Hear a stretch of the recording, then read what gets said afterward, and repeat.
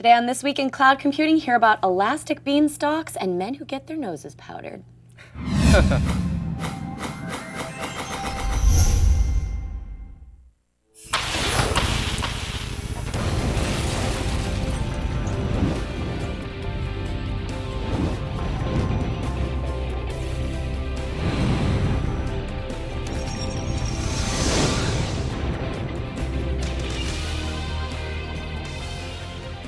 Hello, everybody, and welcome to the 43rd episode of This Week in Cloud Computing. I'm your host, Amanda Coulong, and joining me in studio today, we have local LA company Callfire's CEO, Dinesh Ravishanker. How are you? Thank you. Very good. Nice to have be you here. And Dinesh is the one who did get his nose powdered before we came on air. So check our Twitter stream at TweetCloudComp if you would like to see that infamous photo. It was my first time, by the way. So, first time for everything. There is a first time for everything. So make sure you're following us on Twitter. Use the hashtag TWICC if you'd like to submit questions that way. You can also submit questions to us through the chat room as well.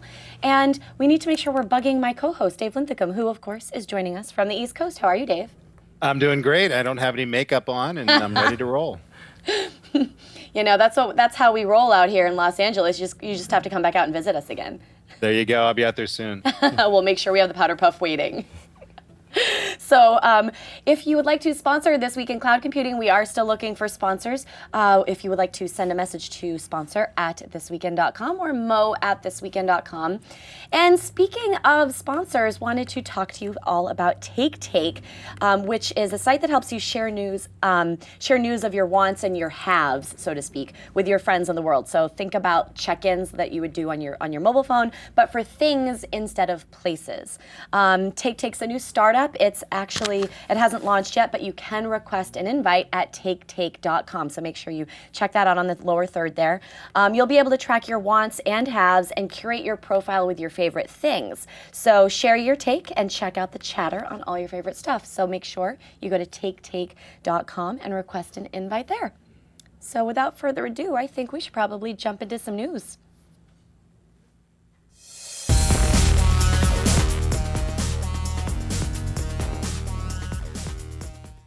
Okay, this first story is cracking me up just because of naming. I love any sort of naming mechanism that's a little bit strange. So Amazon is getting into the platform as a service arena with a new cloud computing service called, drumroll please, AWS Elastic Beanstalk.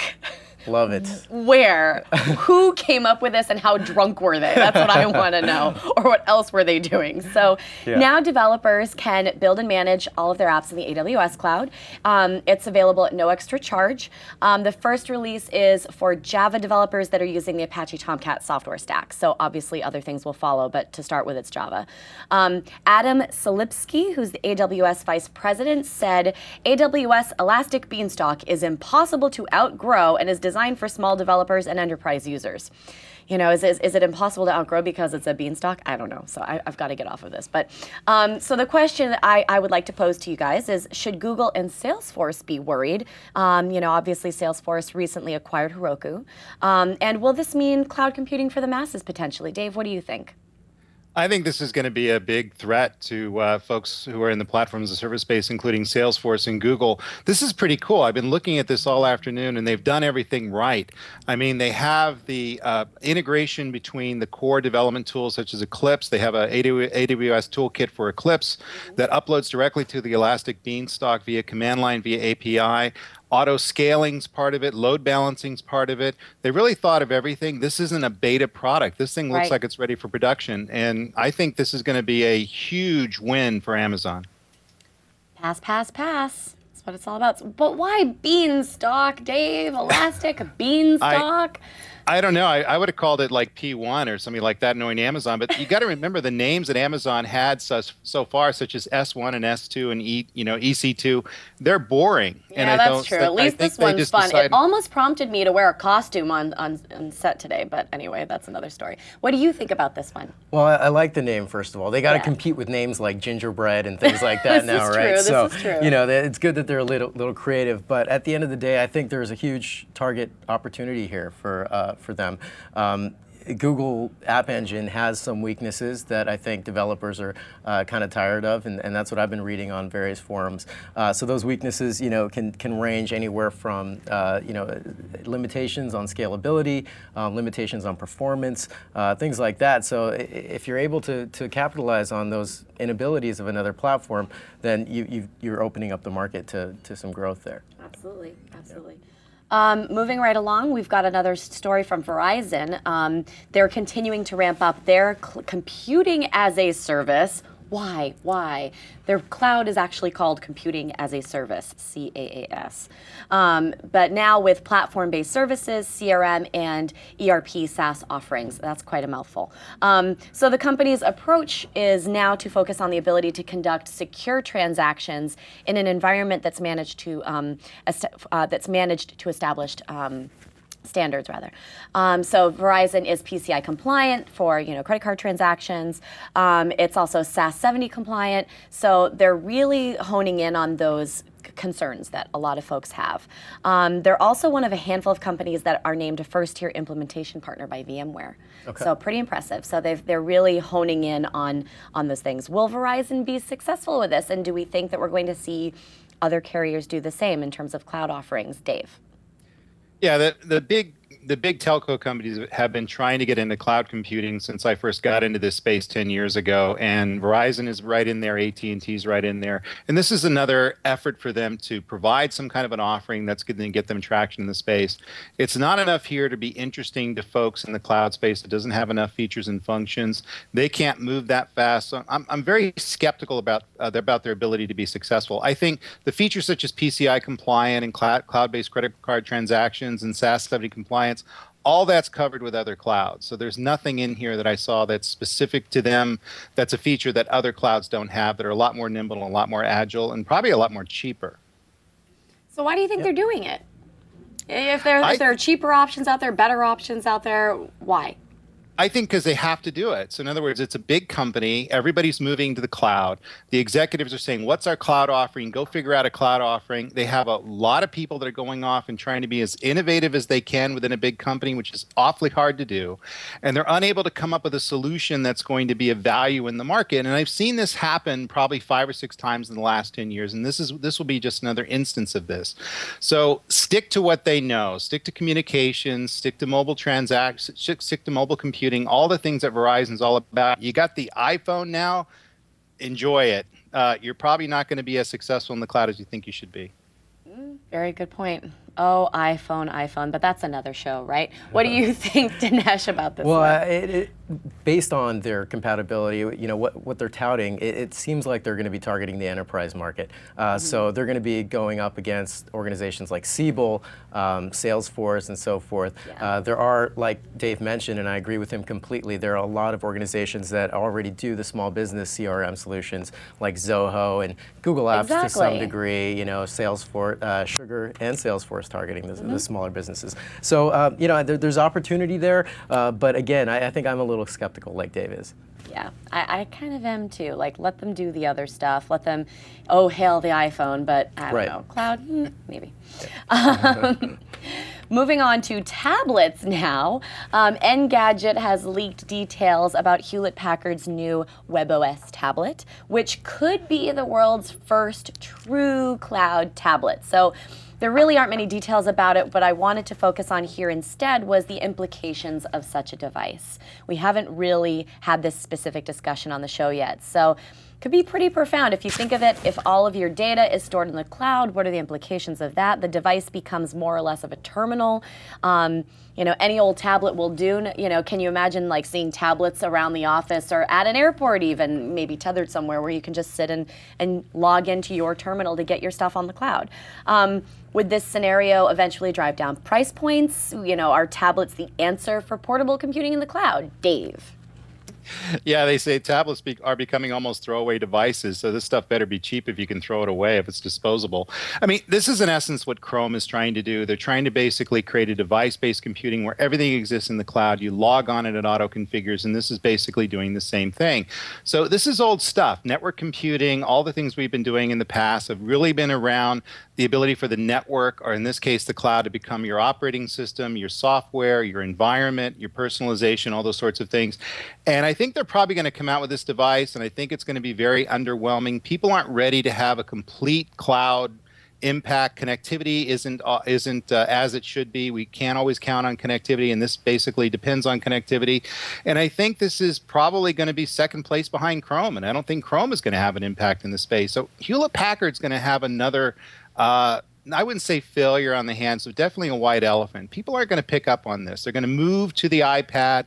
They're going to move to the Android tablets. That's perfectly fine for them. They have a lot of cloud impact. They're allowed to keep the stuff in local storage. They're definitely not going to throw those things away.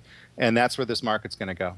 Gotcha. So is this sort of going to fall on deaf ears the same way that Microsoft's tablet fell on deaf ears at CES last year? Yep, it will. That will. Unfortunately, Hewlett Packard's great innovators, have a lot of great ideas. They make some great stuff, but they're just unable to catch the space and to move as quickly as the Android tablets and the iPads that have the space. Microsoft was first in this space. They didn't make an impact. Apple took it over, basically set the standard. Android setting the standard now. These guys are going to be left behind. Do you agree with him, Dinesh? I do agree. I think cloud costs are going to come down, and although that particular organization may not have an impact on the the tablet industry as a whole, I believe competition is going to drive price down, and obviously Moore's law plays a role in this. As computing power becomes cheaper and more efficient, you're going to be able to stuff more into that quarter of an inch thick tablet, and the expensive components of the tablet are predominantly the screen and the computing and the RAM and memory in there, and like he said, connectivity is going to play even more of a role. So the requirement of a 3G connectivity in the 4G connectivity. But in the long run, HP may not be able to make a dent in the market, but I think they're pushing the right envelope. They're setting they're setting the right trends for people to follow. That's good. So setting the trends, but also realizing that there are things like enabling technologies like the right connectivity speeds, and there are things like price points to consider, and there are things like people's individual concerns to consider too. Right. Who's actually ready to have everything in the cloud? Yep. All right. Fair enough. Well, moving on now to Dell.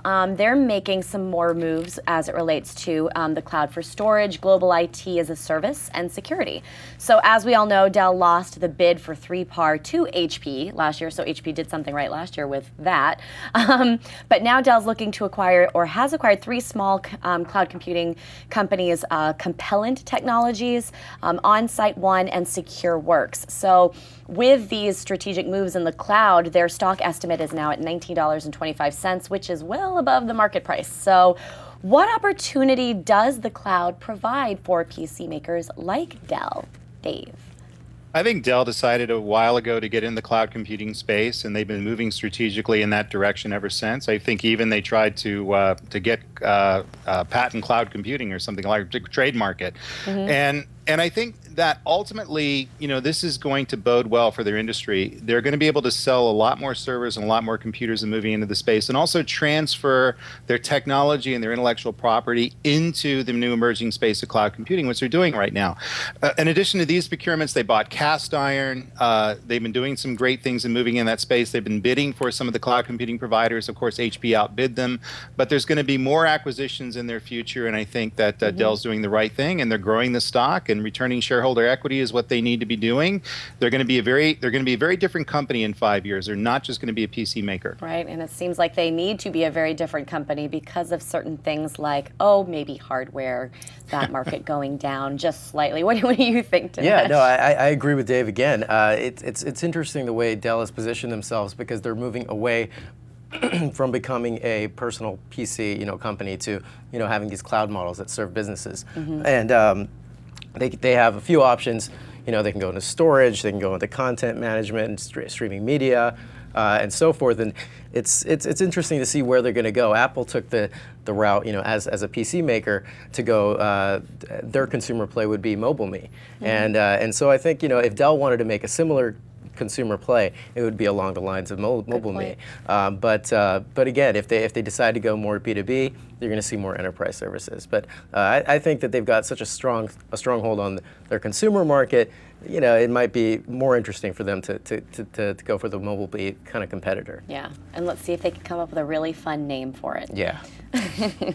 And our last story for the day, a report that just came out from the IT Governance Institute. 2/5 of the world's C-level executives are actually blocking their businesses from moving to the cloud. 2/5.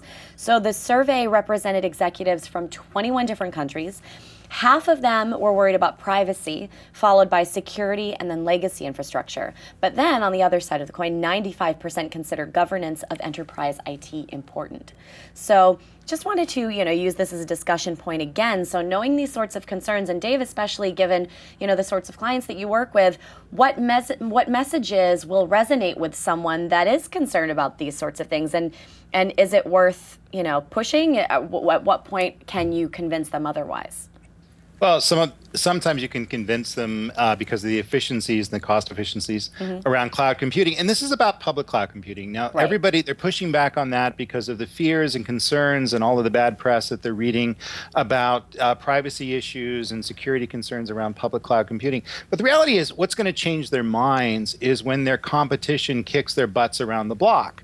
When they do things much more at a much more effective and efficient rate, and they're able to outmarket them, they're able to outsell them, they're able to outproduce them because of enabling technology like cloud computing. So go back, 15 years, when the web started to come around, we saw the same sort of arguments. In fact, I always made a point to go look up the executives that pushed back on the web and said, what were you thinking at the time? The reality is it was the same sort of concerns. It was privacy, security, it was information escaping out of the organization, and all these fears that really weren't based in reality.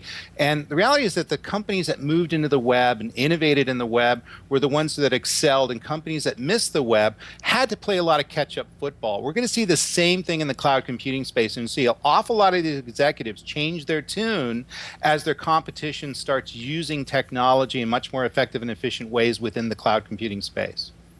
That's a really good point. So referring back to previous examples, what would you say, Dinesh? I see the same trends happening. I mean, if you look at 2009 and 2010, we saw both the city of Los Angeles and the city of New York embrace cloud computing in a very big way. I think city of Los Angeles decided to go with Google Apps for their email hosting, and the city of New York decided to go with a hosted version of Microsoft Cloud email solution. So if you look at the data, I mean, there are very large organizations and institutions that are implementing these cloud solutions, and there are undeniable, reasons to do this. Cost, like you said, infrastructure. You have no capital expenditure when you're moving to any of these solutions. There's essentially, besides your internet connection, and of course you get to focus on your core competency, what you do best. You don't have to maintain an in-house IT staff to manage your server room and your stack and your applications. So there's a huge value proposition there. I think many of these CIOs and C-level executives are going to be changing their tune as well. Yeah, let's hope, because we have a show on cloud computing. We need to talk about the cloud. We're going to have nothing to talk about here. I know. Speaking of clouds, it's getting really cloudy in Santa Monica. Shield Maiden. Yes? Ragnarok is upon us once again. Who's that? Oh, never mind. Just go with it. Okay. Storm on demand. Storm on demand. Storm on demand is an infrastructure as a service, cloud computing platform that is powerful enough to replace dedicated servers. A proprietary cloud platform designed by Liquid Web, one of the largest web hosting providers with over 12 years of experience. It is easier to use and less expensive than Amazon EC2. Features include server setup in minutes, easy scaling, backup and restoration capabilities, and pay-as-you-go utility-style billing. Options include cPanel, Fantastico, Ubuntu, Debian, CentOS, fully managed servers, private networking, and swords like this, and little guys that we do not have in this commercial, but that doesn't matter, because this is cooler. Storm on Demand can be found at stormondemand.com, at Storm on Demand. Ragnarok be damned. Storm on Demand. If you do not get Storm on Demand, I will come to your house with my sword and make you get it. Storm on Demand, at Storm on Demand on Twitter. And yes, we like to make our little men dance. And I actually, have got Dinesh playing with him now, and he wants one. So I do. If you want a little Storm on Demand guy, then make sure you tweet out to @tweetcloudcomp and use the hashtag TWICC. We love our Storm on Demand. Yeah, we do. With Liquid Myth. So let's get into a discussion now with you, Dinesh Ravishanker, co-founder and CEO of Callfire. Thank you for having me. Glad to have you here again, a local Santa Monica company. Yes, we are. So Callfire is a cloud telephone company located right down the street next to the beach in Santa Monica. We've got about 30,000 customers using us for hosted telephone systems. So everything from SMS text messaging to voice messaging for businesses and for politicians to inbound telephone systems. So if a publisher like Online Yellow Pages wanted to buy several thousand phone numbers, they would buy those phone numbers from Callfire and place them strategically on all of their sites. Oh, wow. Yeah. Very interesting. So you actually began, though, as an open source VoIP consultancy. Is that right? Back in 2004? Yeah. In 2004, Okay. we were doing open source voice consulting and definitely saw repeat trends for the types of solutions that people were asking us for. And just like everybody else, decided, hey, we should make this hosted, start charging per minute and charging for people for what they use versus paying for the infrastructure and your IT team and et cetera, Right. which really adds up and is a barrier to entry for a lot of small businesses when they want to start a company. And things have grown steadily from there over the last six or 7 years. So it's a voice over IP platform. Who are some of, help us understand more of your customer profile. Sure. Really a lot of our customers are the political organizations that have to do virtual call centers around election time. So we're talking about organizations like MoveOn.org, which during the Obama election were utilizing us to collect voter information. So you would call into an 800 number and discuss maybe your feelings about voting a certain way, your preferences towards certain issues, and essentially our engine would collect all that data and present it in an interesting manner to the people that were collecting the information. Really the value proposition there is, in the past, if MoveOn wanted to set up a system like that, they would have to buy capacity, telephone capacity for several months. They'd have to provision servers just like anyone else would, and then manage that capacity and complexity. With Callfire, they simply set up the phone system and it will scale to receive thousands of phone calls if required at the same time. Nice. So political organizations are one big part of our business. We also work with organizations that do a lot of high volume text messaging, like pharmacies. So if you ever receive a pharmacy reminder that says, hey, your refill is ready, something like that, it could be from Callfire. So we have our SMS APIs that are exposed so businesses can hook into our APIs and really just send a high volume of text messages, which they really couldn't if they were hosting their own infrastructure. Those are really two examples of SMS and voice messaging that some of our customers use. Now, how has the market changed for you? I mean, since you started back in 2004 until now, obviously the market's kind of done this. Yeah. What are some of the key things that have changed for you, or that maybe weren't expected? Yeah, actually, one thing that is definitely wasn't expected is steady growth, even throughout the economic downturn. And I think it's the nature of cloud services. They enable businesses to simply pay for what services they want, and in a pay-as-you-go manner. So instead of having to pay that large capital expenditure, like I mentioned, for a virtual call center solution where you would be purchasing hundreds of thousands of dollars in equipment, they would simply be paying for the time that their agents are using the system. So in a time of economic hardship, small businesses are looking to save money. So hosted solutions like Callfire for telephone systems makes sense. Going to MailChimp for your email starts to make sense. Having a more efficient CRM starts to make sense. All those, you start to take for granted how much money a cloud solution can save you. But when times are tough, I think cloud solutions make more money. Yeah, definitely. I found a poll by IBM that showed about 2/3 of medium-sized businesses are currently planning or implementing cloud computing solutions now. So obviously that's great for VoIP services.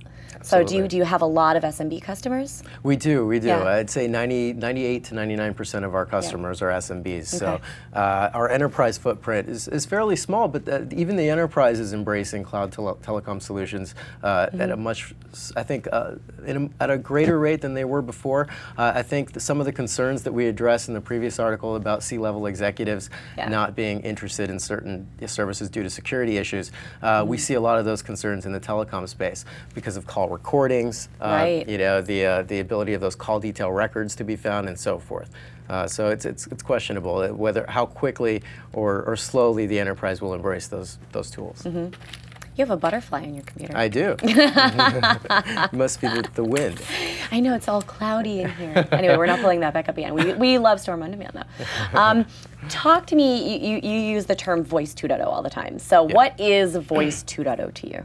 Voice 2.0, well, besides it being a very overused catchphrase, is the idea that you're no longer having to plug in a telephone line into your place of business. Sure. You're going to go to a website, you're going to set up what your telephone system does, and you're going to tell it that, hey, I'm going to send as many phone calls to you as you can handle, and you're going to be able to send as many phone calls out as you can handle without any limitations on scalability. Now, we all know that that's not really true. There are limitations in scalability, but hiding that complexity from a developer is very powerful. The developer just gets to focus on the user experience. They get to focus on making something that's fun and easy to use.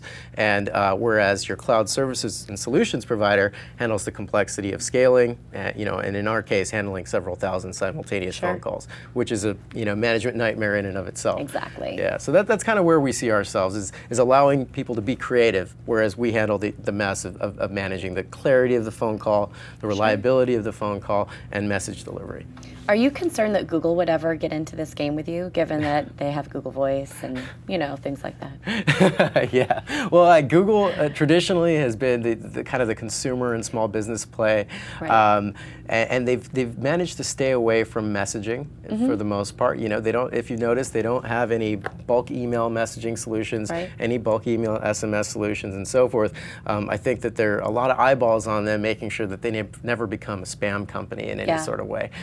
So a good portion of our business is messaging, and so I think it is safe because of that. And the virtual call center space may be a little too far-fetched for them to enter. So we've never really seen Google as a potential competitor, so to speak, but hopefully something, an organization from which we can work in their ecosystem for the app marketplace and so forth. Sure. And how do you avoid the spam image as it relates to the SMS stuff? No, that's absolutely a concern for us. We take the word opt-in very seriously. So we have, in our new solution, we're going to be implementing double opt-in standards. We're also going to be ensuring that all the businesses that sign up simply don't get authorized. They have to talk to somebody at Callfire. We have to have a good idea of what they're doing, who they're targeting, and at which point they'll be approved. What a lot of people don't know is simply to acquire a short code or a short code from the carriers, it takes a very long approval process. A lot of paperwork, takes sometimes 3 months to get your short code. Yeah. So that we plan to. Long time for a short code. It is. It's a long time for a short code. But we plan to take that level of seriousness to approving our customers as well. Okay. Dave, I see you nodding your head. Do you have any questions for Dinesh? Yeah, I do. Would people select your technology primarily for hardware savings or for toll savings or both?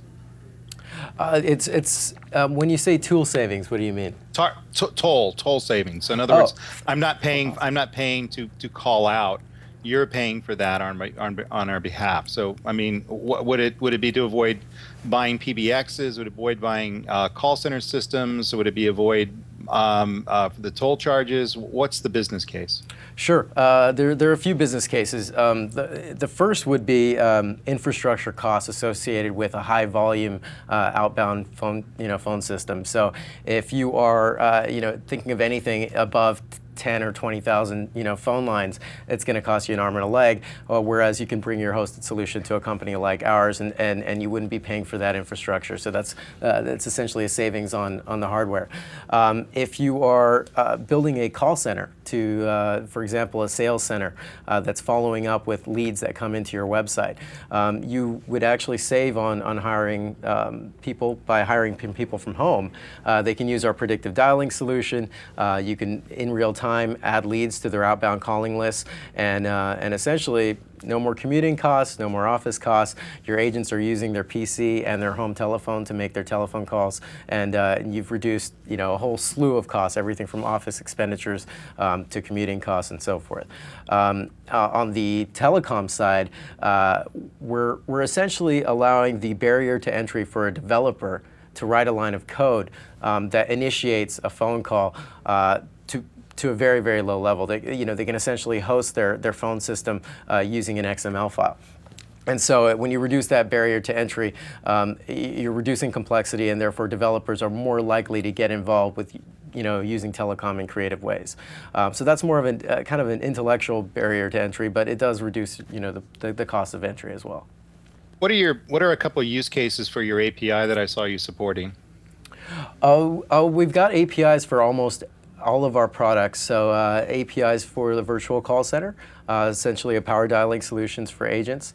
We've got APIs for SMS text messaging. So when somebody signs up on your website, if you want to send them an authorization code to make sure that they are who they actually are, you can utilize our API to do that. You can utilize the API to send promotions via SMS as well. And we've got APIs that allow you to collect data. So if you're sending out SMS campaigns, or I'm sorry, if you're sending out a voice or SMS campaign, you can actually pull back the stats for your campaign in real time and display them to your users in any way that you'd like. Are these APIs callable from other, platform as a service cloud providers or infrastructure as a service providers? Absolutely, absolutely. We're in fact working on our own application for Salesforce that's going to utilize our own REST APIs to do some pretty cool stuff. Selecting a whole list of leads or a whole list of contacts and clicking SMS now, and all of them would immediately receive an SMS with the message that you composed. So we expose our REST APIs in the hope that other cloud platforms are going to integrate. We ourselves have done integrations with custom integrations with other cloud service providers like Salesforce, I believe, like LeadMaster, and so forth. So our hope is that it does grow. What about security? Have you guys built that into the system? And what are the security concerns around call center management and voice management, things that are in your infrastructure? Sure. So we've had to work with organizations that are sensitive to security of their voice information. So HIPAA compliancy, ISO compliancy, all of that were definitely big issues that we've had to deal with. And what we can do in certain instances is store your data on your own private cloud. So despite the fact that a call might have been sent through our servers and the call may have been manipulated through our servers, we did some text-to-speech and so forth. At the end of the day, the call recording would not actually reside on the Callfire cloud system. So that recording would essentially not exist on our system, and that's one precaution that we use for security. Another is CDR data. So if you're not willing to have your data stored on our servers, meaning who called you, what time they called, the duration of the call, the caller ID that was shown, and so forth, that information can also be deleted from our system. So you're simply using us as call routing, and at that point, it's taken away. So we work with organizations on a per organization basis, but it's tricky when you're working with telephony. Essentially, it boils down to call recordings and call CDR records, all of which can be made private. Very cool. What's the most what industry, what vertical have you penetrated the most that makes use of, say, the virtual call center technology? Virtual call center is definitely the political guys. So around election season, we see groups as small as 5 to 6 people that are trying to change some local law in their city or state, and to that level. Okay. Yeah, very small virtual call centers. Everything up to No on Prop 8 was a very large initiative that we worked with last year, and they had around 10,000 volunteers that were logging in from home, utilizing their laptops and their cell phone, and that was very interesting because they made somewhere in the range of 600,000 phone calls in about 3 days. And NOAA Prop 8 was actually looking for a virtual call center solution that could scale very quickly, and the only organization that could do it for them was us. And we were very happy to take it on, but it was a great case study for us. 3-day time span, about 10,000 individual logins from agents all over the United States, and despite the fact that NOAA Prop 8 was unsuccessful, it was still an excellent case study for us. So Definitely. yeah. What about also, you know, all the media companies that are here in Los Angeles, you know, especially the independent guys when they're doing all their fundraising, fund drives. Yeah. When everyone's calling in, I mean, I think that would make a lot of sense too. It would, and there are quite a few verticals that we kind of haven't targeted yet that we probably should be involved in. But sales organizations, of course, you know, they've got the bigger budgets and they're more willing to spend on technologies and do a little R&D. So we are looking at, you know, sales or sales-related organizations, more and more nonprofits. But Would you do specials for nonprofits? Absolutely, we do. We actually have discounts for nonprofits that are already in place. Yeah. Cool. Anything else that's on the horizon for you guys too? I mean, what's new with Callfire? We've got some really, really cool products that are in the pipeline. I can't talk too much about them, of course, and they're not named anything cool like gingerbread yet, but yet. We got to come up with a cool name for them. But we've got some really interesting products on the SMS side. They're going to allow you to do polling, kind of American Idol style polling.